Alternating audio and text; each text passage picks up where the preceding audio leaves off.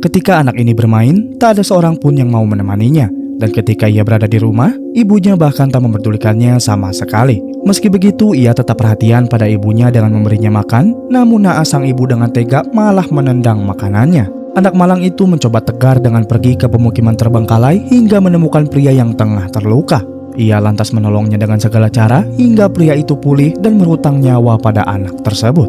Untuk pertama kalinya anak itu merasa gembira, bahkan mereka selalu bersama dan berteman dengan baik. Hingga ketika sang ibu membuat masalah dengan Yakuza sampai menyeret keselamatan anaknya, dendam pada pria itu seolah melonjak hingga terpaksa menunjukkan identitas aslinya. Mereka tidak tahu telah mengusik orang yang salah. Membahayakan sang anak sama dengan mendatangkan malapetaka.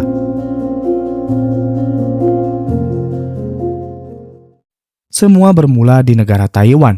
Malam itu di sebuah kuil, sekelompok gangster asik bersendak gurau setelah berhasil merampok sejumlah uang cash. Mereka terlihat ceria dengan tertawa sembari menunggu satu teman yang belum kunjung datang. Di mana ketika teman yang dimaksud muncul dari sudut yang gelap, anehnya ia terlihat bengong sambil terdiam. Hal itu bukan tanpa alasan, karena di balik bajunya, darah kemudian keluar seiring dengan tubuhnya yang tiba-tiba ambruk akibat ditusuk oleh silent assassin yang dikenal membunuh tanpa suara. Suasana hangat yang awalnya dipenuhi keceriaan itu pun berubah menjadi ladang pembantaian.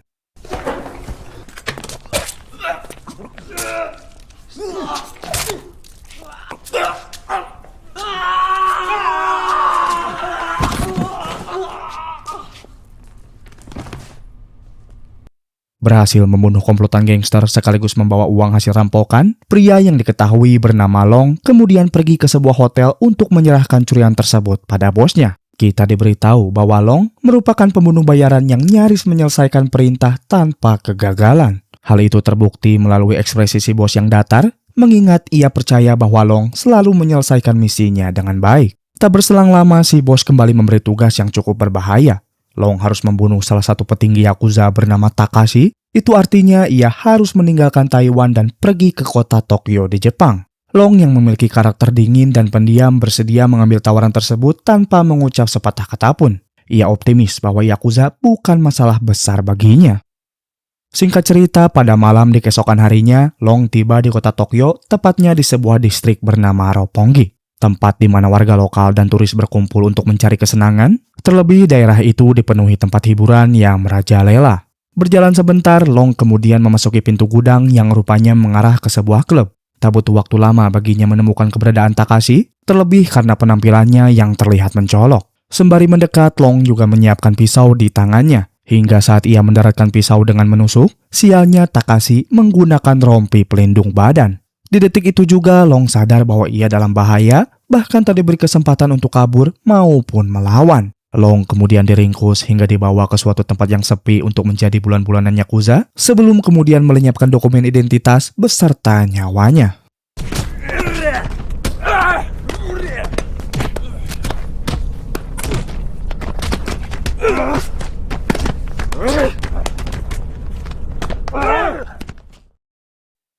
Di sisi lain, saat Long sedang disiksa, dari kejauhan terlihat seorang pria yang diam-diam mengintai para Yakuza dari dalam mobil. Entah apa yang hendak ia lakukan, namun dari gelagatnya pria itu seolah menunggu momen yang tepat sambil sesekali menatap kalung yang terlihat berharga baginya. Sementara itu, para Yakuza dan Takashi tak henti-hentinya menghajar Long yang juga dihadiri atasan mereka bernama Hideo. Sadar bahwa Long merupakan pembunuh bayaran yang dikirim geng triad dari Taiwan, Hideo berniat menembak Long saat itu juga, namun pria yang mengintai di balik mobil tadi tiba-tiba menusuknya dari belakang.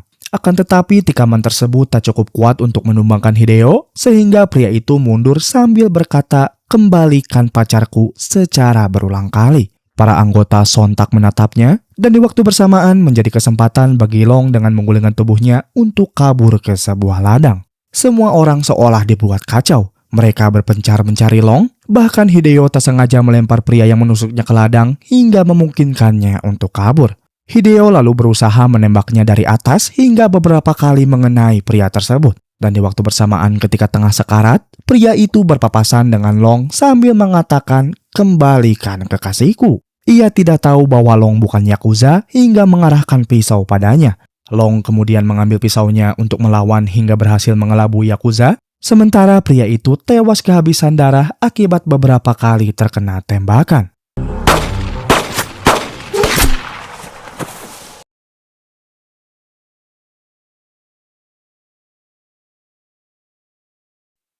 Setelah itu, Long berlari ke jalan raya sembari memegang luka di perutnya.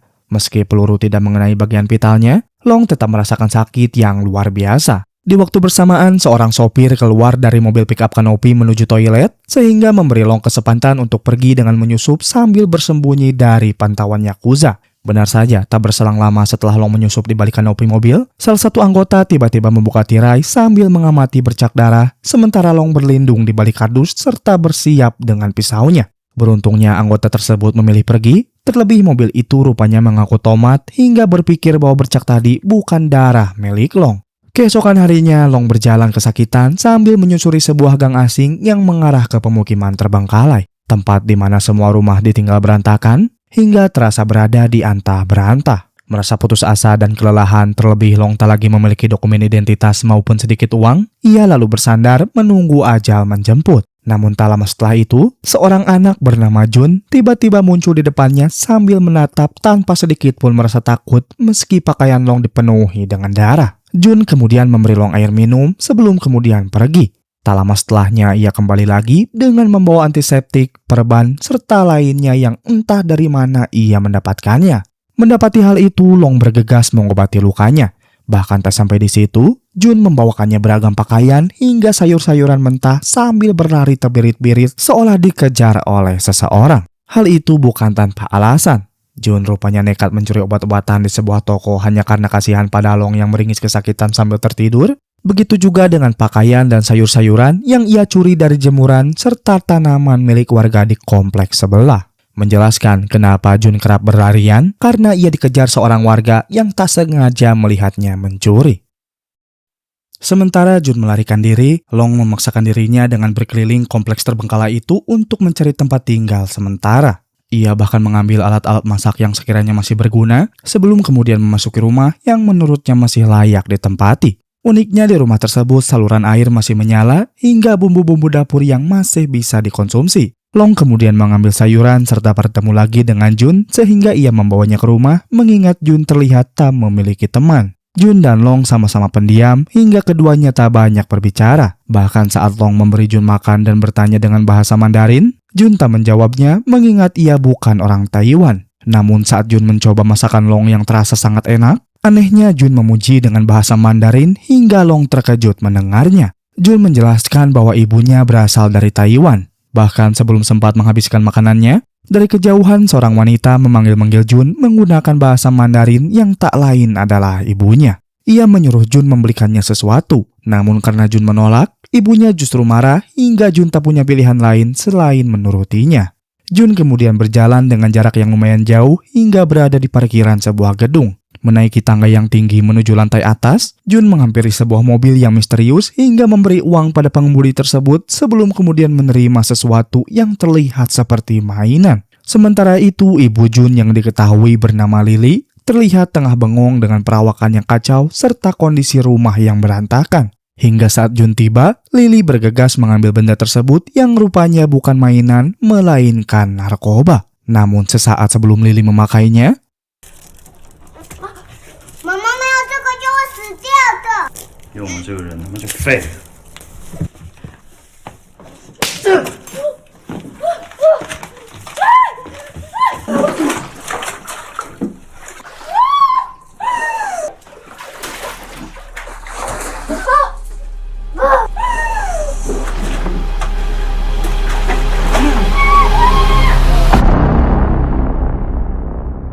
Namun kenapa Long tiba-tiba berada di rumah Jun hingga berani menyakiti ibunya? Hal itu bukan tanpa alasan, karena berkat kepedulian Jun, ia bisa pulih dari lukanya, terlebih Long penasaran terhadap Jun akibat berbicara bahasa Mandarin. Hingga saat Jun dipaksa pergi oleh ibunya, Long yang berhutang nyawa diam-diam mengikuti Jun hingga curiga ketika anak sekecil itu harus menempuh perjalanan jauh, bahkan menemui orang asing. Pada puncaknya ketika seorang ibu justru mementingkan barang haram daripada merawat anak malang yang bahkan tidak memiliki teman seperti Jun, hal itu membuat Long murka hingga menampar dan menyeburkan Lily agar ia sadar bahwa efek dari narkoba berpengaruh buruk pada orang-orang terdekatnya. Setelah itu saat Long tengah memasak, entah kenapa Jun hanya diam di pojokan hingga Long menawarinya makanan. Namun Jun menepis makanan tersebut, menyeratkan bahwa ia kesal pada Long karena menyakiti ibunya. Long mengerti perasaan Jun, untuk itu ia menawarkannya lagi namun menyuruh Jun untuk memberikan pada ibunya. Kemudian Jun membawa sup itu ke rumah. Terlihat tubuh Lily dipasung oleh Long dengan tujuan agar ia tidak merusak rumah atau menyakiti Jun ketika sedang sakau. Bahkan saking teganya, Lily menendang sup yang dibawa Jun hanya karena ia membutuhkan asupan barang terlarang. Bahkan Long juga hadir memantau, sementara Lily terus berteriak agar dilepaskan dari kain yang menjeratnya. Malam harinya saat Long berkeliling ke jalan, ia mendapati semua mobil menyala tanpa adanya seorang sopir. Long lalu mengambil ponsel dari dalam sebelum kemudian menelepon kenalannya di Taiwan, mengabarkan bahwa misinya gagal hingga kehilangan uang dan paspor serta terdampar di wilayah antah berantah di Jepang. Untuk itu, Long meminta informasi pada kenalannya apakah ada kapal yang bisa membawanya pulang ke Taiwan. Wanita itu menjawab, kemungkinan tanggal 30 Agustus akan ada kapal yang berlabuh di pelabuhan Yokohama, Jepang. Untuk ongkosnya kurang lebih menyentuh 300.000 yen. Long kemudian bilang bahwa ia tidak punya uang sepeser pun, namun wanita itu menjawab itu bukan urusannya, bahkan menyuruh Long untuk merampok sebelum kemudian menutup teleponnya. Menyuruhnya untuk merampok di tempat sepi antah berantah, terlebih ia buronan Yakuza. Long hanya bisa istighfar. Keesokan harinya ketika Long membuat sup dengan stok sayuran terakhir, ia tiba-tiba didatangi seorang bapak-bapak yang spontan mencicipi sup buatannya hingga terkejut dengan rasanya yang gurih sampai memaksa Long untuk ikut dengannya. Kemudian Long dibawa ke rumah si bapak, tempat di mana Jun sudah menunggunya di sana, sekaligus menjelaskan alasan mengapa si bapak datang ke tempat Long tadi, karena Jun memberitahu si bapak bahwa masakan Long bukan kaleng-kaleng. Dengan itu Long pun diminta untuk memasak, memperlihatkan keterampilannya yang lihai dalam mengolah makanan, hingga ketiganya makan dengan lahap sampai si bapak menyantapnya dengan puas. Bahkan di waktu bersamaan ketika para tetangga datang untuk sekedar mengobrol, mereka sempat mencicipi hingga takjub dengan masakan Long.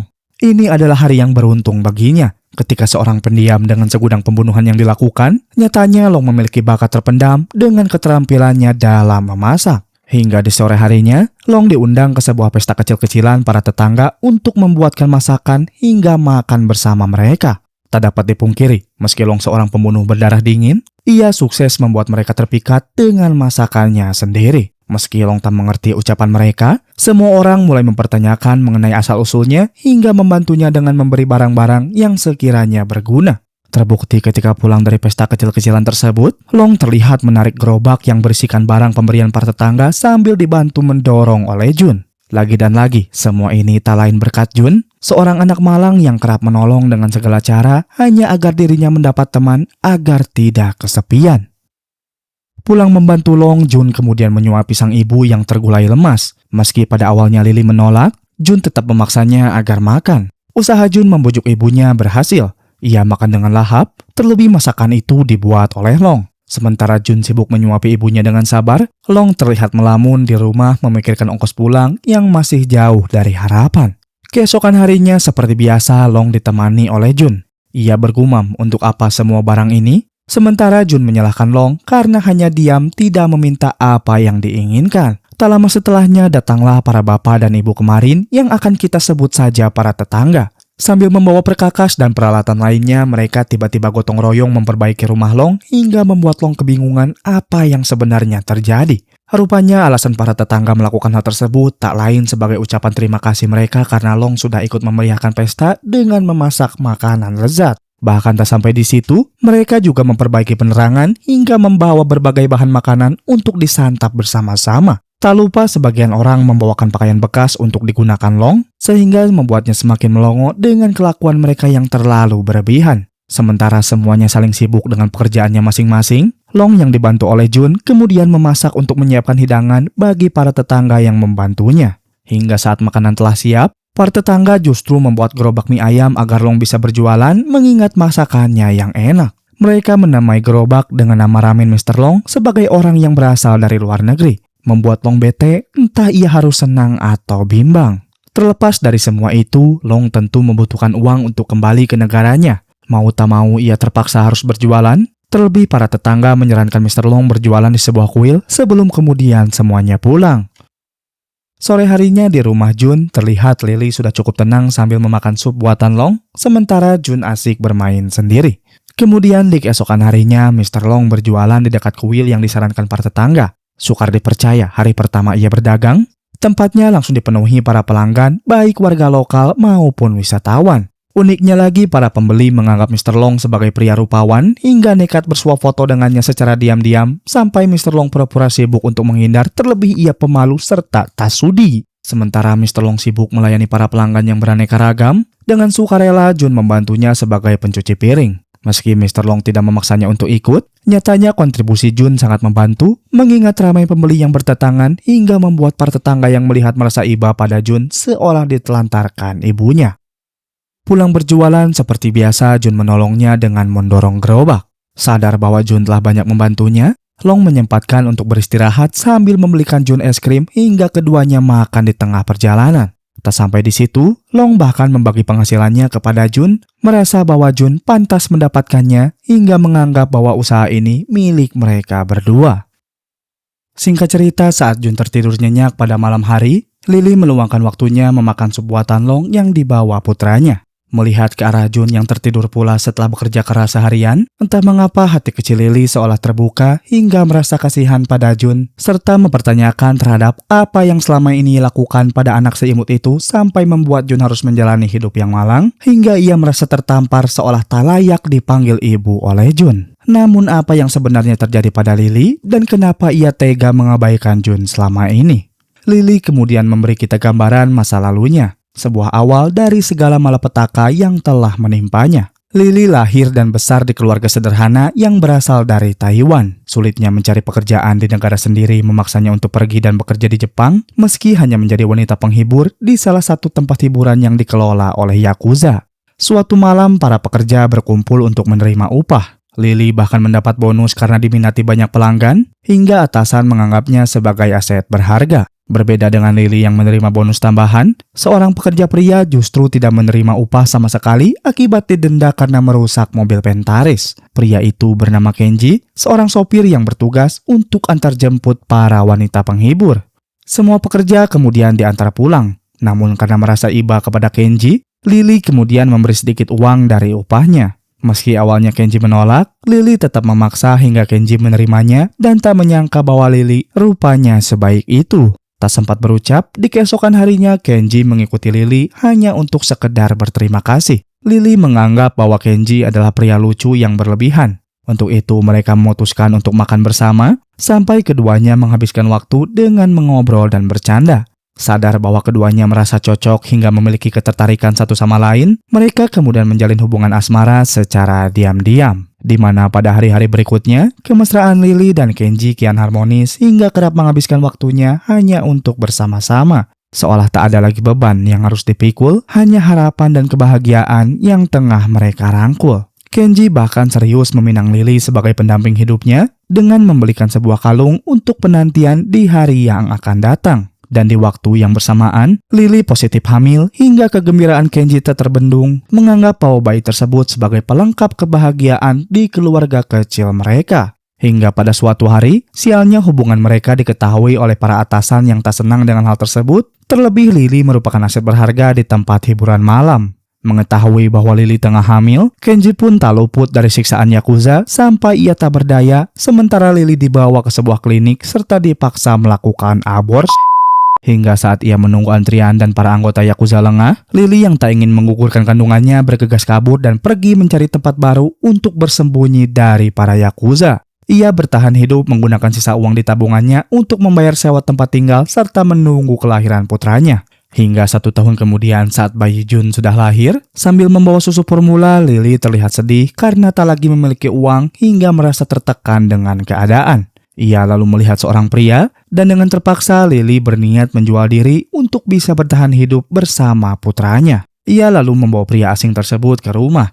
Melihat seorang bayi tertidur lelap, pria itu sempat terkejut, namun pandangannya teralihkan oleh penampilan Lily yang menggoda, hingga pria itu bersedia membayar hanya untuk kepuasan sementara. Bahkan di setiap hari yang berbeda, Lily selalu mendapat pelanggan yang berbeda-beda, serta begitulah cara ia mendapat pundi-pundi uang. Hingga di suatu malam, malapetaka pun datang menimpanya. Lily tidak tahu bahwa pelanggannya kali ini merupakan anggota Yakuza, seorang pria botak yang dikenal dengan nama Todo. Awalnya mereka asik bercanda, namun beberapa saat kemudian Todo menyuntikkan narkoba tanpa sepengetahuan Lily yang membuatnya seolah melayang. Terlepas dari apa yang dilakukan Todo terhadapnya, di hari-hari berikutnya Lily tetap bekerja memuaskan pria lain. Namun tak dapat dipungkiri bahwa efek dari narkoba memang sangat mengerikan, hingga terkadang Lily lebih mengharapkan kedatangan Todo dibanding melayani para pelanggan lain. Setiap hari Todo selalu berkunjung memberinya narkoba sembari menodai tubuh Lily. Todo memanfaatkannya sebagai boneka, sementara Lily semakin terjerumus pada kesesatan. Hingga pada suatu hari, tak ada lagi pelanggan yang berdatangan, bahkan Todo tak pernah menemuinya lagi, membuat Lily depresi terlebih tingkat kecanduannya yang berubah menjadi sakau. Terlihat dari rumah yang berantakan hingga sampah yang dibiarkan berserakan, sudah tak ada uang yang dihasilkan, kosan tak pernah dibayar hingga mendapat surat pengusiran. Setiap pembuluh darah seolah menagih asupan narkoba, sebuah zat berbahaya yang mulai menggerogoti hingga menyakiti tubuh dan mentalnya. Dalam keputusasaan itu, Lily nekat mengambil uang terakhirnya untuk membayar kosan demi membeli narkoba di seorang pengedar. Di mana setelah membeli barang tersebut, Lily bergegas pulang, hanya untuk mendapati bahwa Jun kecil sudah berada di luar sendirian. Mencoba untuk masuk, sayangnya pintu tak kunjung terbuka, menandakan bahwa pemilik kos telah mengunci dan mengusirnya dari tempat tersebut. Sementara Lily mementingkan hal yang tak berguna, Jun kecil pun menangis. Itulah kenangan yang ia ingat setelah melihat Jun tertidur pulas. Lily sadar betapa besar dosa yang ia perbuat terhadap putranya, hingga Jun harus melalui hari-hari yang pahit di usianya saat ini. Ia lalu mengelus tangan mungil Jun, serta berniat untuk setidaknya layak dipanggil seorang ibu. Lantas kemana ayah Jun saat ini? Ingat pria yang mengintai Yakuza dari dalam mobil hingga menusuk Hideo? Pria itu tak lain adalah Kenji.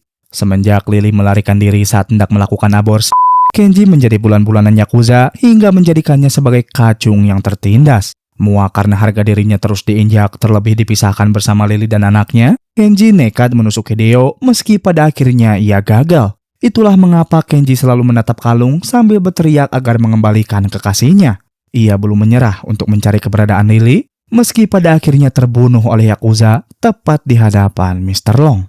Lantas mengapa Kenji tidak menggunakan mobilnya untuk kabur sembari mencari Lily? Jawabannya tidak sesederhana itu karena Yakuza merupakan sindikat kejahatan terorganisasi dengan jaringan yang meluas ke berbagai wilayah. Terlebih bisa saja mereka mendoktrin Kenji menyebut bahwa Lily ditawan di suatu tempat agar tak melakukan hal gegabah.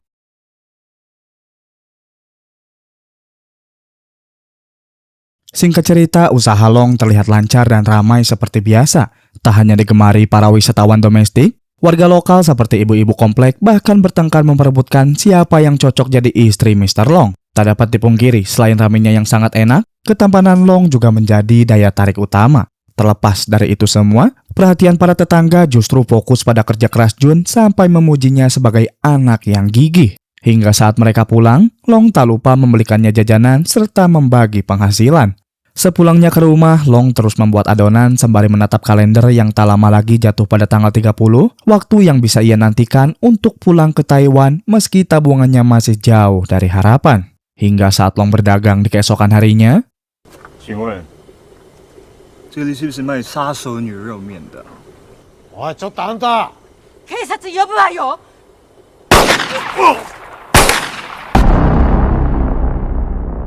Beruntungnya itu hanya mimpi buruk. Namun entah kenapa Long merasa gelisah, bukan karena ia takut, melainkan khawatir pada orang-orang terdekatnya.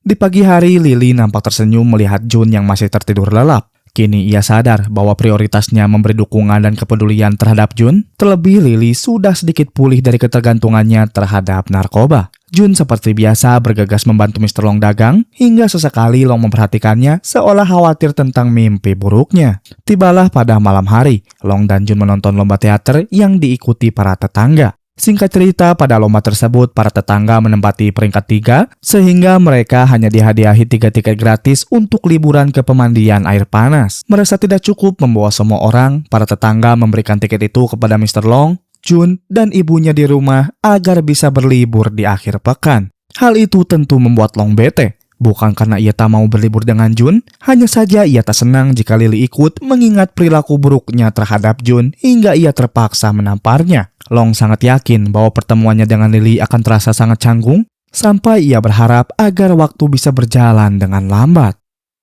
Keesokan harinya mereka berangkat menaiki bus. Melihat Lily dan Jun yang terlihat akrab, setidaknya Long bisa lega tanpa harus berbicara meski sedikit menjauh dengan duduk di barisan belakang. Bahkan ketika tiba di tempat wisata, Jun dan Lily terlihat antusias menikmati momen tersebut hingga membuat Long heran dengan kedekatan mereka, namun di sisi lain ia senang melihatnya. Mereka lalu melakukan berbagai kegiatan bersama, seperti membuat kerajinan tangan, berendam, makan bersama, hingga olahraga bersama bak sebuah keluarga. Ini adalah hari pertama paling bahagia bagi Jun hingga ia bisa bersenang-senang dan tertawa dengan lepas. Sebuah momen indah yang takkan pernah ia lupakan di sepanjang hidupnya kelak.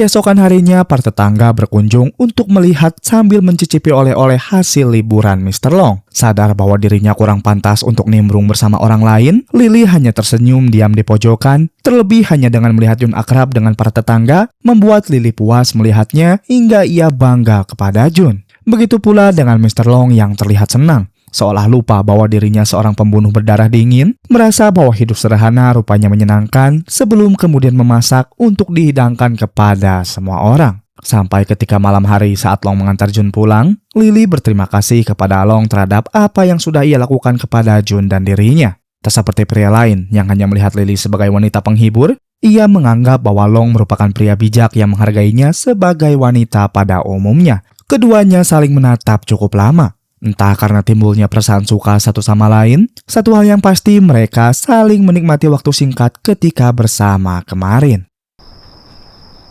谢谢。那明天见。好好休息。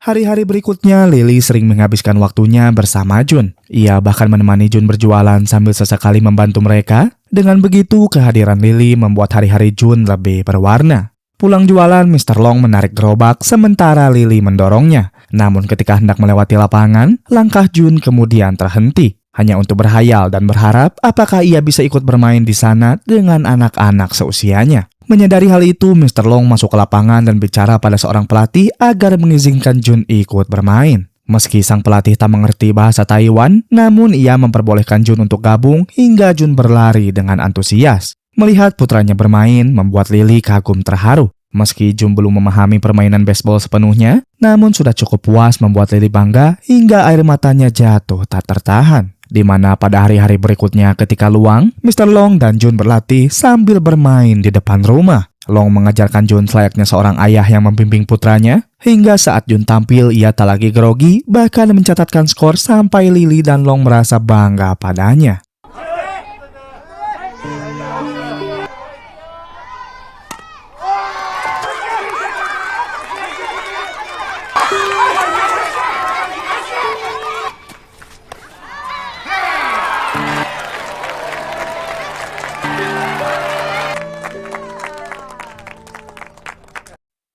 Pulang dari pertandingan, kini Jun merasa sangat gembira. Begitu pula ketika hendak jualan, mereka selalu bersama layaknya keluarga kecil yang mengais pundi-pundi rezeki. Kebersamaan itu selalu menimbulkan canda dan tawa, dan mungkin hanya masalah waktu untuk mereka bisa menjadi keluarga seutuhnya. Namun kebahagiaan itu harus sirna saat itu juga. Di sebuah jalan, saat hendak menyeberang, dari kejauhan di seberang jalan lainnya, Todo melihat Lily sedang asik bercanda bersama Jun serta Mr. Long yang merupakan incaran para Yakuza. Todo yang sebelumnya membuat Lily kecanduan berakhir pergi meninggalkannya karena dirasa Lily sudah tak dibutuhkan lagi mengingat kesehatannya memburuk. Namun kali ini Lily terlihat cantik dan sehat hingga memicu kembali birahinya, terlebih ia bersama Long yang menjadi incaran para Yakuza. Di sisi lain, Lily sadar keberadaan Todo yang melihatnya sehingga ia berpura-pura tidak tahu. Sadar bahwa Lily berada dalam masalah besar, ia tiba-tiba menatap Jun sambil mengelus rambutnya dengan lembut seolah menyiratkan sebuah pesan.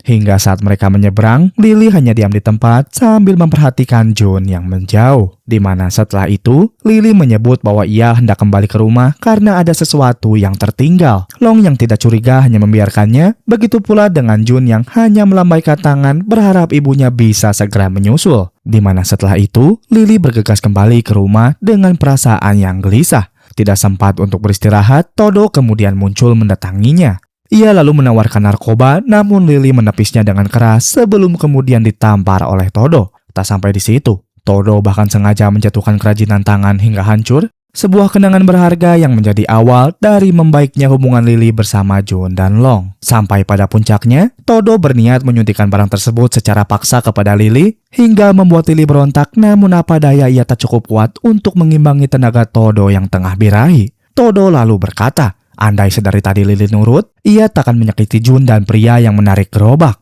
Namun karena Lily berusaha melawan, Todo mengancam bahwa keselamatan Jun dan Long dipastikan dalam bahaya. Lily sangat sulit untuk bergerak mengingat pengaruh barang haram yang mulai menyebar, sementara Todo mulai menodainya. Di tengah penderitaannya tersebut, Lily hanya bisa menangis memikirkan Jun.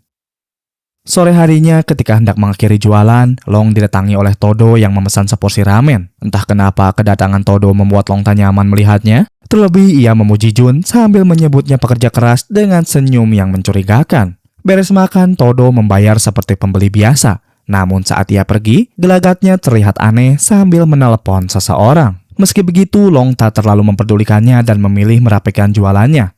Mereka lalu pulang dengan Jun yang antusias memanggil-manggil ibunya. Namun sayang, di hari itu adalah hari yang paling pedih bagi Jun, tatkala melihat ibunya sudah tewas, mengakhiri hidupnya sendiri. Long segera menutup mata Jun, dan Jun memeluknya sangat erat dengan isak tangis yang mengoyak hatinya. Sementara Jun tenggelam dalam duka yang sangat dalam, di waktu bersamaan anggota Yakuza merusak gerobak Long hingga menghajar petetangga yang datang akibat keributan yang ditimbulkan oleh orang-orang tersebut. Tak lama setelah itu, Takashi dan Hideo datang membawa lebih banyak orang sambil teriak bahwa mereka akan menghabisi Long bersama Jun tanpa pandang bulu. Mendengar hal itu, Long naik pitam. Terlepas dari apa yang mereka lakukan terhadap Lily dan para tetangga, Long sudah tak peduli jika menyangkut tentang Jun.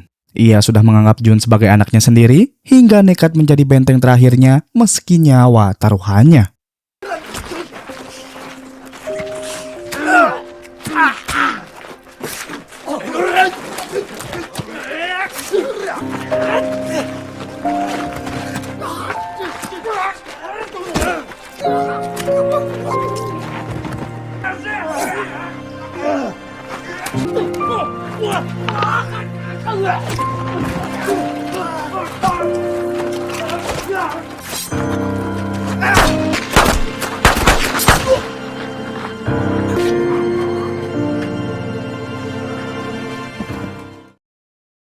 Long memang berhasil membunuh semuanya, namun semua itu tak mengubah perasaan Jun yang tengah syok seolah hatinya hancur berkeping-keping melihat sang ibu pergi meninggalkannya.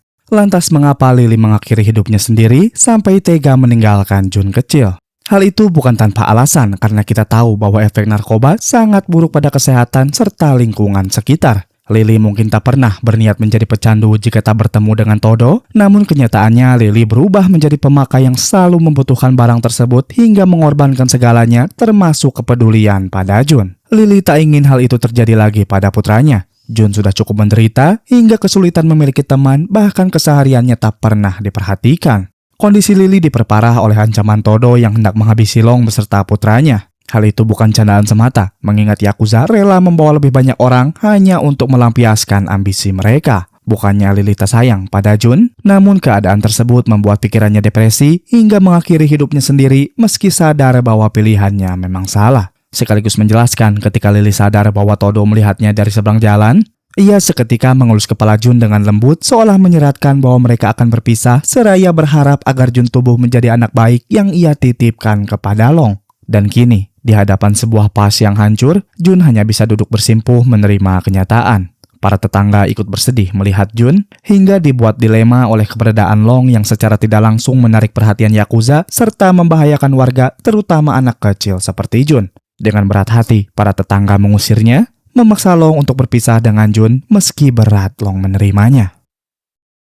Beberapa waktu kemudian, Long sudah pulang ke Taiwan. Meski telah kembali cukup lama ke rumah, entah kenapa Long merasa sangat hampa. Terlepas dari pertemuannya dengan bos yang sekarang menawarkannya tugas baru, Long hanya melamun dalam penyesalan. Menyesal karena lari dari tanggung jawabnya, serta meninggalkan seorang anak yang mengubah pandangan hidupnya. Namun di balik keputusasaan tersebut, untuk sejenak Long melihat para pelancong yang mirip dengan para tetangga di Jepang, hingga ia terkejut ketika mendapati bahwa para tetangga memang jauh-jauh datang ke Taiwan untuk menemani Jun yang ingin tinggal bersama Long. Menyadari hal itu, Long bergegas mendekat, sementara Jun memeluknya dengan erat sembari menangis dengan keras. Jun lalu berkata, "Jangan tinggalkan aku lagi, wahai ayahku."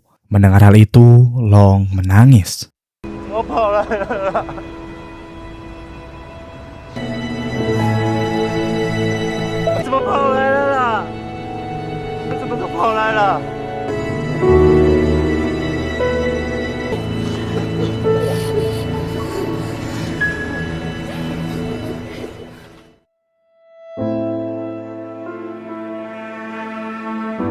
Singkat cerita, Jun pun tinggal dan menimba ilmu di Taiwan bersama Long, sementara Long berhenti dari profesinya untuk fokus merawat Jun. Pagi itu Jun bersiap berangkat sekolah dan berpamitan pada Long, namun ia kembali lagi ke kamar hanya untuk merapikan foto keluarga sebelum kemudian pergi sekolah. Sebuah foto yang menjadi harta terakhir serta kenangan terindah yang ia miliki sepeninggal ibu tercintanya. Ia beruntung memiliki Long sebagai peran ayah atau pahlawan sunyi di balik tumbuhnya anak yang kuat. Ia juga sadar senyuman sang ibu akan selalu membekas di setiap langkahnya. Jun bukan anak nakal ataupun kurang ajar, melainkan pekerja keras di usianya yang sekarang. Anak malang yang seharusnya bermain dengan ceria, meski harus melaluinya dengan penuh penderitaan.